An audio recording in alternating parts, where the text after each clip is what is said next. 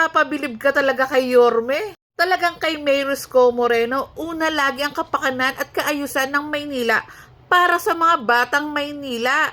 Imagine mo, wala nang tulog, wala pang ligo para lang masigurado na maayos paggising natin ang Maynila. Tapos pilit pang umingiti si Yorme kahit na ang sama-sama ng mga ginawa neto mga nanggulo sa rally kahapon. Wala namang masama na mag-express ng damdamin lalo na nalaman mo na naggago ka. Pero yung binaboy nyo, yung pinaghirapan ng butihing mayor ng Maynila, ay naku, ibang usapan na yan.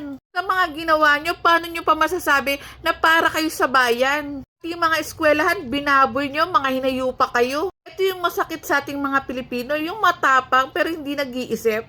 Nagagawa nyong babuyin, bandalismuhan ang ibang lungsod, ibahin nyo ang Maynila. Dahil ang mayor sa Maynila, lubos ang pagtatrabaho. Pero again, saludo ko sa mga kabataan na nagrally kahapon na matiwasay at maayos. At kay Mayor Isko Moreno, saludo po kami sa'yo. Hindi lahat ng namumuno tulad mo na merong malasakit sa taong bayan. At agad-agad gumagalaw, bumababa. Kahit nakapalit nito ay ang buhay mo.